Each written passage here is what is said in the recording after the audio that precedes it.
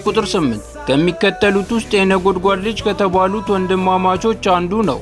ሀ ይሁዳ፣ ለ ያዕቆብ፣ ሐመርኳ ፊልጶስ፣ መ ቶማስ። 10 ሰከንድ አላችሁ።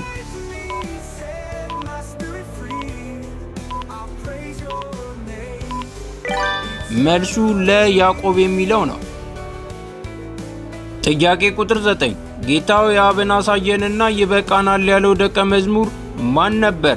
ሀ ፊልጶስ፣ ለ ጴጥሮስ፣ ሐመርኳ ያዕቆብ፣ መ እንድርያስ።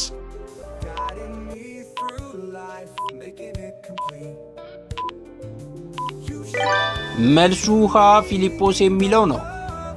ጥያቄ ቁጥር 10 በመጨረሻው ወራት ላይ ወደ ኢየሱስ ደረት የተጠጋው ደቀ መዝሙር ማን ነበር? ሀ ቶማስ፣ ለ እንድርያስ፣ ሐመርኳ ጴጥሮስ፣ መ ዮሐንስ። 10 ሰከንድ አላችሁ።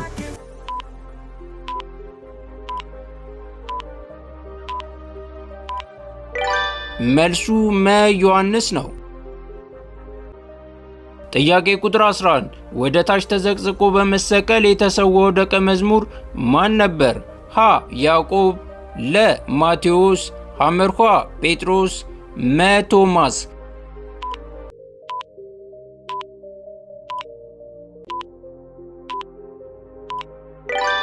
መልሱ ሐመሯ ጴጥሮስ የሚለው ነው። ጥያቄ ቁጥር 12 ዲዲሞስ በመባል የሚታወቀው ደቀ መዝሙር ማን ነበር? ሀ ፊልጶስ፣ ለ ታዲዮስ፣ ሐመርኳ እንድርያስ፣ መ ቶማስ።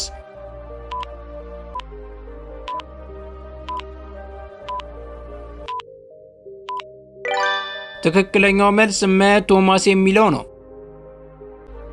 ጥያቄ ቁጥር 13 በአስቆሮቱ ይሁዳ ቦታ ሰው እንዲተካ ሐሳቡን ያመጣው ማን ነበር? ሀ ዮሐንስ፣ ለ ጴጥሮስ፣ ሐመርኳ ያዕቆብ፣ መ እንድርያስ።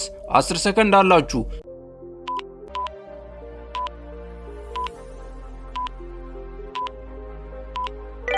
ትክክለኛው መልስ ለ ጴጥሮስ የሚለው ነው።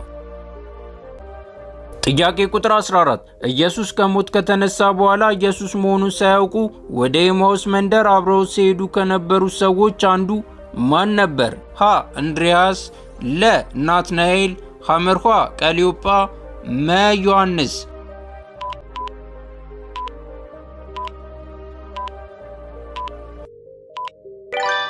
መልሱ ሐመሯ ቀሊዮጳ ነው።